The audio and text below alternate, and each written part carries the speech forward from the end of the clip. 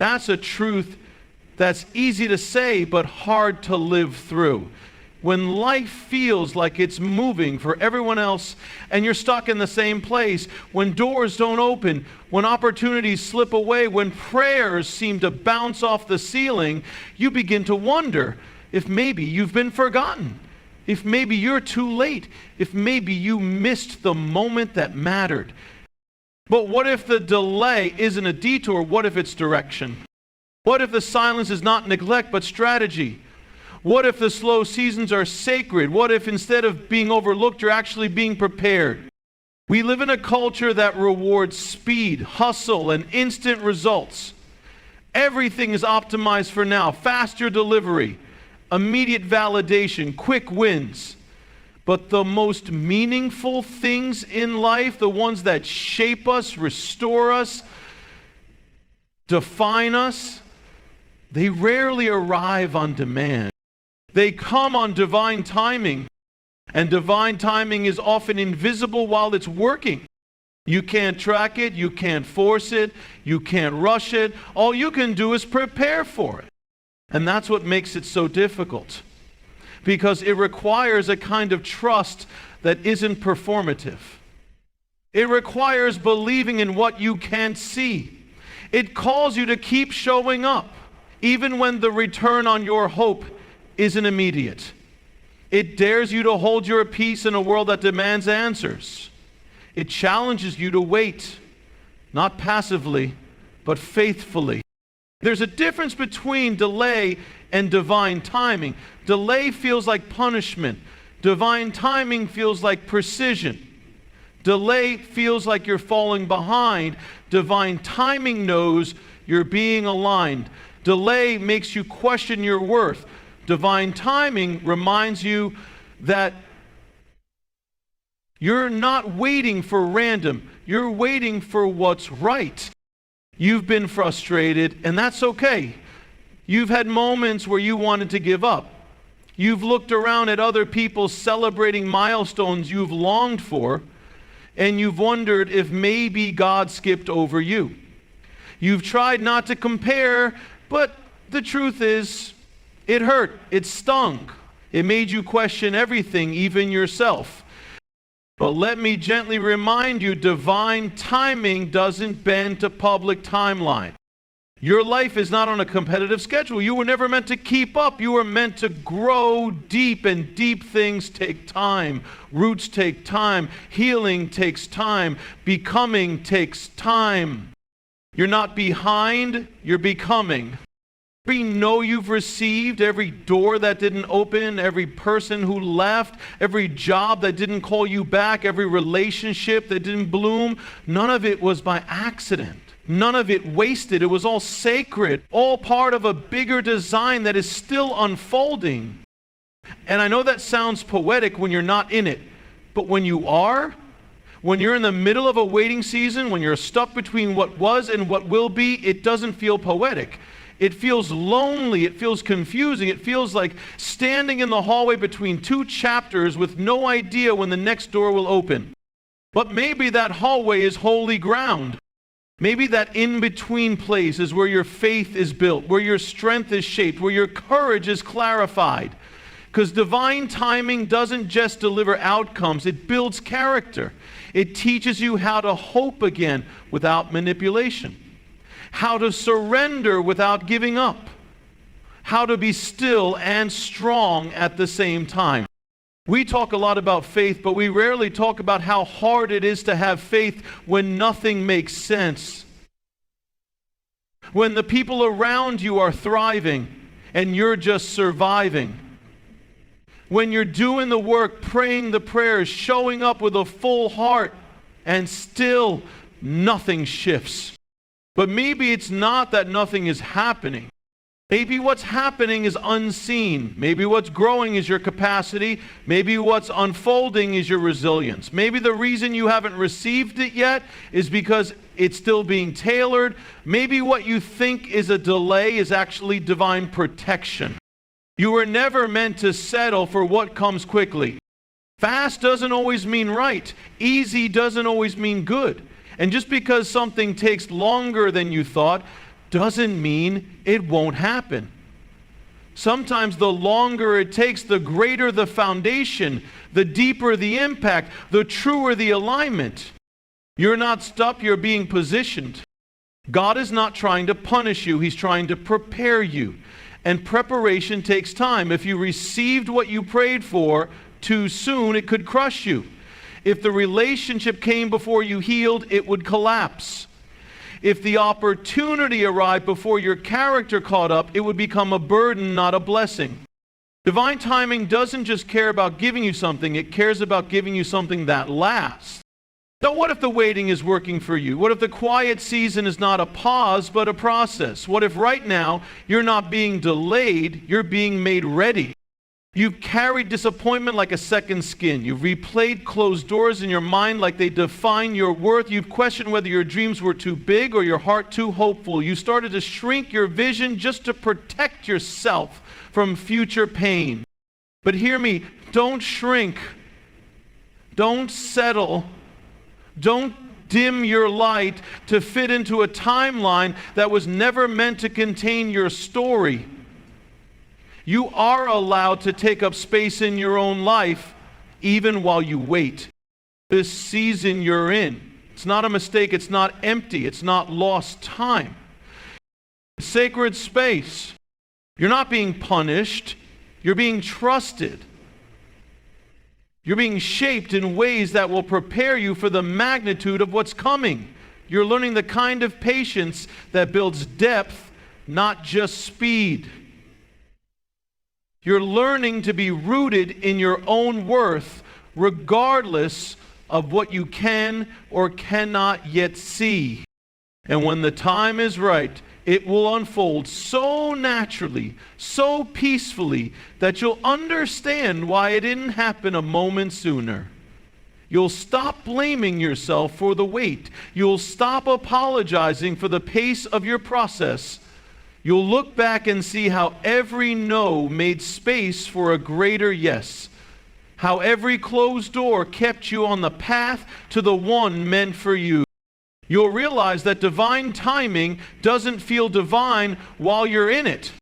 This feels ordinary, it feels slow, it feels like being left out while the world spins forward. But later it will look like protection, it will look like alignment, it will look like grace. And the only way to see that later is to keep trusting now. You can honor your frustration and still hold faith. You can grieve what didn't happen and still believe in what's coming.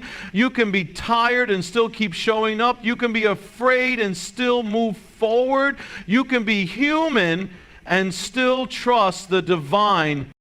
You don't have to pretend it doesn't hurt. You just have to trust that the hurt isn't the end.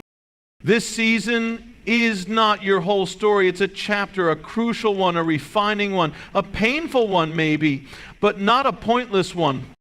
And if you knew what was being worked out for you behind the scenes, you wouldn't rush it you wouldn't trade this timing for anything quicker.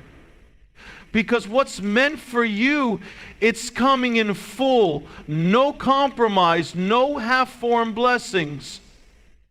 No broken pieces disguised as gifts. It's coming whole, and it's coming right on time.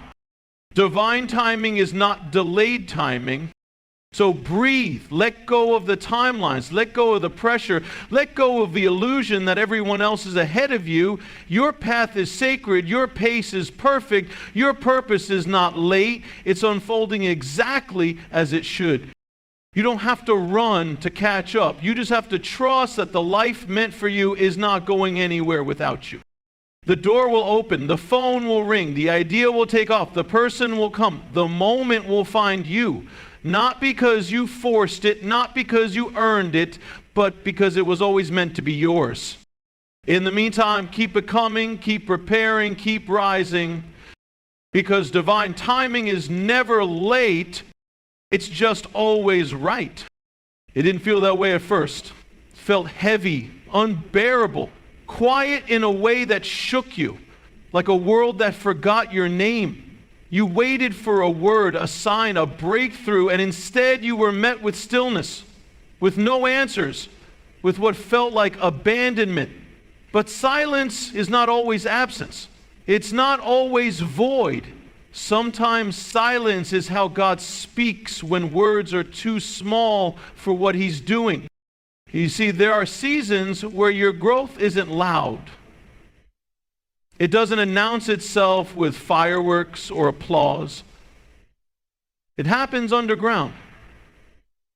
It happens in the dark. It happens in the places nobody sees. It happens when the world thinks you've stopped moving, but your soul is being rearranged, rewired, rebuilt. And that's what this silence has been. Not punishment, not delay, not divine forgetfulness, but sacred transformation. There's a reason you were pulled back, a reason the noise was stripped away, a reason certain people couldn't go with you, a reason the doors stopped swinging open. You weren't being rejected, you were being protected, you were being hidden, not to be forgotten, but to be fortified. And hiding hurts when you don't understand it. But not everything sacred is seen. Some things are too holy for exposure too soon. Some seasons are invitations to return to the voice that matters most. When the world goes quiet, when the distractions fade, when validation dries up, you're left with only one voice to lean into, your own, and the one who gave it to you. It is in silence that you hear what you were too busy to notice. It is in silence that you begin to remember what you once buried under noise, under performance, under pressure. This silence has held your becoming. It's been the soil, the womb, the cocoon. Nobody sees the seed when it's buried. From above the ground, it looks like nothing is happening, just dirt, just waiting. But underneath, deep, slow, sacred life is pushing through darkness. Roots are forming, foundations are being built. The seed doesn't need to be seen to be growing, and neither do you. You've been growing quietly, courageously, sometimes painfully, but powerfully. Not in the way the world measures progress, not in achievements, not in promotions, not in likes or shares or shiny accolades. You've been growing in soul, in substance, in truth, in trust. Your silence was never empty. It was full of lessons, full of questions, full of refining, full of release. There were days when you wanted to scream, when your prayers felt like they were hitting a locked sky. You wondered why you were being ignored, why nothing was moving, why you were being passed by. But what if that silence was the holiest answer of all? What if it wasn't silence but strategy? What if it was the stillness required to shift the ground beneath you? What if you weren't being overlooked but overseen, watched over, not with indifference but with deep care? Because sometimes what looks like silence is actually alignment. The things you lost in this season, people, opportunities, ideas, images of yourself, they weren't punishments. They were pruning. And pruning is painful. It feels like reduction, like loss. But it's actually preparation for growth, for fruit, for fullness. You couldn't carry all of that with you into your next. The weight had to be shed. And silence has a way of surfacing what noise allows us to ignore. That's why the season was sacred, because it revealed, it stripped, it confronted you. It called you to examine the places you numbed, the parts of yourself you silenced, the fears you dressed up as control. It exposed where you placed your identity in applause, in people, in doing. And when all of that fell away, what was left? You, raw, real, vulnerable, true. And God met you there, not in the places you performed, but in the quiet corners where you finally admitted your need, your fear, your longing. He didn't need you to be impressive. He needed you to be open. He didn't require strength. He waited for surrender. That's the paradox of silence. It feels like abandonment, but it's where intimacy is deepened. It feels like loss, but it's where clarity is born. It feels like the end, but it's where the real beginning starts. You've been hidden for a reason, hidden in purpose, hidden in healing, hidden in preparation. When it was time to grow, you were not planted in spotlight, you were planted in soil. The spotlight can shine on your talent, but it's the soil that strengthens your roots. And God has always been more interested in your roots than your reach, because roots determine whether you can withstand the storm, whether you can carry the weight of the blessings to come, whether you can remain grounded when the attention arrives. Without roots, fruit rots fast. But you're being rooted in something unshakable. This silence has shaped your integrity, your patience, your discernment, your wisdom. These aren't things you can fake or force. They're forged in fire, in silence, in time.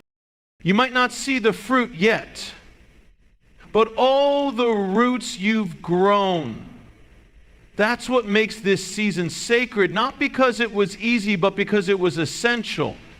It brought you home to yourself. It taught you that worth is not measured by noise, that progress is not always public, that healing happens in quiet, sacred, unseen places. You thought you were alone, but you weren't. You were being held. You were being carried by grace that didn't need to announce itself to be real. You were being loved in silence, shaped in solitude. Every tear, every breath, every long night, every moment you thought, I can't do this anymore, God was there. Not with loud miracles, but with quiet presence, with unseen mercy, with strength you didn't know you had until you were forced to stand on it. You didn't just survive this silence, you emerged different, softer in some ways, stronger in others. You learned how to hear your own voice, how to trust your own intuition, how to stop seeking validation and start standing in truth. You stopped asking the world to name you. You remembered the name God whispered over you before the noise began. Beloved. That's who you are. That's who you've always been. And now you're being called forward. Not because the silence is over, but because it has done its work. You've been forged in the fire of your own quiet transformation. You've learned to live without applause, to believe without evidence, to hold faith without proof. And that kind of strength, it's unshakable. So when the world sees you emerge, they won't know what it cost you. They won't know how long you waited, how many nights you cried, how often you doubted yourself. They won't know about the lonely prayers, the hidden tears, the daily choice to not give up. But you will. You will know that you didn't rush your healing, you didn't perform your way into your breakthrough, you didn't manipulate your way to the top. You surrendered, you trusted, you became. And because of that, you rise rooted, not driven by ego, but led by purpose. Not chasing platforms, but carrying presence. Not desperate to be seen, but already known by the one who sees all. The season of silence has not made you smaller, it has made you deeper. It has taught you how to live from within, to walk with quiet confidence, to move with grace, to no longer fear the quiet, but welcome it. Because you know now, silence doesn't mean nothing is happening. Sometimes silence means everything is happening. The world may not celebrate seasons like this. It may tell you to hurry up, to move on, to produce, but you know better. You know that the best things take time. You know that sacred things are often hidden. You know that what matters most is often missed by eyes trained only to see what's loud and fast and flashy. You've learned to honor the slow, to find meaning in the mundane, to locate joy in the simple, to receive peace not as the absence of struggle, but as the presence of surrender. And that is a kind of life that lasts. So when the next season comes, when the doors begin to open, when the momentum starts to build, when people begin to notice, you won't be caught off guard. You won't be unprepared. You'll be ready. Not because you were rushing, but because you were rooted, because you honored your silence, because you allowed it to shape you, because you trusted that even when nothing seemed to be moving, something sacred was being born in you. Your season of silence has been sacred. And now the quiet is beginning to lift. Not because you forced it to end, but because you let it do its work. You are not the same. You are stronger. You are wiser. You are grounded. Most of all, you are ready. Ready for what's next. Ready to carry what's yours. Ready to walk forward, not as someone who is forgotten, but as someone who is faithfully and quietly made new. It is not fragile. It is not naive. Hope is not a fleeting emotion you stumble upon when life is good. It is not something reserved for the moments when everything lines up, when the skies are clear and the answers are obvious. No. Hope is forged in fire. It is born when there's every reason to give up, every excuse to stop believing, every sign telling you it's over, and yet something in you dares to whisper, but maybe, just maybe, there's more. That whisper, that's courage, that's faith wrapped in resilience, that's hope refusing to die. Hope isn't pretending everything is fine. Hope is knowing things are not fine and believing they still can be. It's waking up to the ache and choosing to try anyway. It's walking through heartbreak and loss and devastation with a soul that chooses not to close. Hope keeps your heart soft in a world that gives you every reason to go numb. It is the defiant decision to remain open, even when open means vulnerable. You were not born to give up easily. And you know that because if you were, you would have. Life has tested you. It's pressed you up against your limits. It's broken things you thought would never bend. And yet, here you are, still standing, still breathing, still searching, still believing in something more. That's not weakness. That's not accidental. That's strength. And it takes a strong, brave soul to carry hope in a world that tries to drain it from you. Every headline, every disappointment, every betrayal, every delay, it can harden the heart if you let it, but you haven't. You've fought to keep your heart alive. You've refused to let despair win. You've chosen to hope, even when it hurt to do so. And that is brave. Because hope asks us to believe in things we cannot see. It calls us to trust in promises that haven't yet come true. It invites us to believe in restoration when all we've known is loss. To dream when we've only known disappointment. To believe in light while walking through darkness.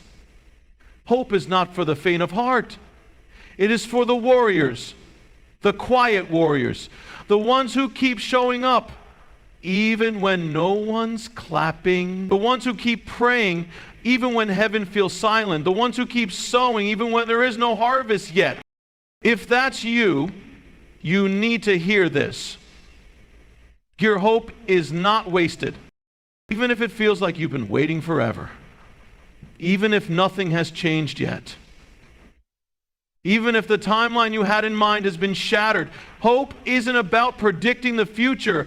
It's about believing in the one who holds it. It's not about having all the answers. It's about trusting that the answers exist even when you don't yet understand them. Hope is not optimism. Optimism says, I'm sure everything will turn out great. Hope says, even if it doesn't, I will still stand, I will still believe, I will still love, I will still try again. That's why hope is faith in motion. It's not passive, it's not soft, it is active, it is gritty, it is messy. It looks like standing up again after another fall. It looks like showing up with a tender heart in a world that doesn't always handle tenderness well. It looks like choosing to stay when it would be easier to run. It looks like planting seeds with no guarantee of rain, but trusting that the rain will come anyway. You've been planting seeds. You've been nurturing dreams, praying prayers, believing against the odds. Maybe you haven't seen the fruit yet. Maybe the soil still looks barren, but something is happening. Roots are forming underground. And hope is what keeps you watering the soil when nothing has sprouted yet. That's what makes it brave. Because people might call you foolish for still believing. They might question your faith. They might not understand how you can still smile, still try, still wait, still love, still show up when you've been disappointed so many times. But they don't see what you see. They don't know what you've been promised. They haven't heard what you've heard in the stillness of your soul. They don't know the God you've met in the waiting. And waiting, that's where hope lives.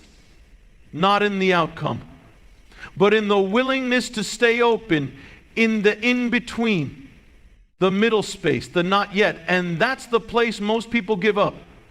That's the place that separates the ones who simply wish from the ones who believe.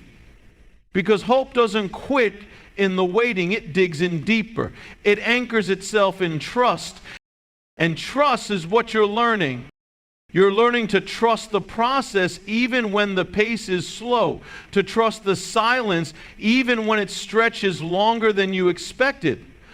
To trust the pain even when it doesn't make sense. To trust the unfolding, the unseen, the unknown. It's not easy. No one said it would be. But you weren't made for easy. You were made for depth, for endurance, for faith that moves mountains, even if it first has to move through your own fears. Hope isn't the absence of fear. It's the decision not to be ruled by it. It's looking fear in the face and saying, you don't get the final word. It's choosing to believe that failure is not the end, that heartbreak is not your identity, that delay is not denial, and that even in the darkest places, light is still possible. Hope is knowing that God is not finished, that He's still writing, still working, still redeeming, still weaving beauty from the brokenness. And sometimes the most profound acts of faith are the ones no one sees. The silent prayers, the quiet acts of kindness, the internal decisions to forgive, to keep going, to not let bitterness win. You've done more of those than you even realize. And that's what has built your strength. Not the loud moments, not the applause, not the visible wins, but the sacred, silent victories, the ones in your heart, the ones in the dark, the ones only you and God know about. That is the soil of hope. And in that soil, something is growing, something eternal, something real. You may not feel it yet, but one day you'll look back and realize that every step, every choice to stay hopeful, Every moment you didn't quit, it was preparing you for something greater than you imagined. Because hope doesn't just change the outcome, it changes you. It stretches your heart, it deepens your faith, it rewrites the story you tell yourself. It reminds you that you are not powerless even in your waiting, that you are not lost even in your longing, that you are not forgotten even in your silence. You are seen, you are loved, you are carried, even when it's hard to believe. Even when you feel like the last person still hoping. Even when your hands are tired and your prayers feel empty, God is still present. And your hope is not in vain, because He is faithful. He is not slow in keeping His promises. He is not blind to your pain. He is not deaf to your prayers. He is not indifferent to your tears. He's collecting every one, holding every one, using every one. Nothing is wasted, not even this. So don't despise your hope. Don't downplay your resilience. Don't dismiss the bravery it takes to believe again and again. That's what makes you strong. That's what makes you radiant. Not your perfection, not your certainty, but your willingness to keep showing up in love, in trust, in faith. Hope is not a weakness, it is your power. Okay, there will come a day when the things you're hoping for now, the breakthrough, the healing, the restoration, the clarity, they will come. Maybe not in the way you expect, maybe not on the timeline you planned, but they will come. And when they do, you'll realize it was never just about the outcome. It's about what was being formed in you all along. Hope carved out new capacity in you to receive, to love, to lead, to walk with humility and wisdom and grace. Because only those who have walked through the fire of waiting and kept hoping emerge with that kind of authority. The authority that says, I know what it means to trust in the dark, and I know what it means to find the light again. So let this be your reminder. Don't let go of hope, even when it hurts, even when it stretches you, even when it breaks your heart open, because the truth is, sometimes things have to break open in order to expand, and your heart is being expanded for joy, for love, for deeper things than you've known before. Hope is the doorway to that. And if you've made it this far, still believing, still trusting, still tender, you're already winning. You've already shown the strength of your spirit. You've already done the hard work of becoming, and the best is not behind you. It's not too late. You haven't missed it. There's more goodness, more growth, more laughter, more peace, more life. Hope is your invitation to believe in that. Again, not because you're naive, but because you are rooted. Not because life has been easy, but because you know what it means to overcome. Not because you're certain, but because you are committed to staying open. And that is the bravest thing you can do. So keep going, keep showing up, keep watering what you've planted. Keep believing in what you can't yet see, and when your voice trembles, when your hands shake, when the tears come, let them. That's what real hope looks like. It's not perfect, but it's powerful. Hope is a brave act of faith. And you, my friend, are braver than you know.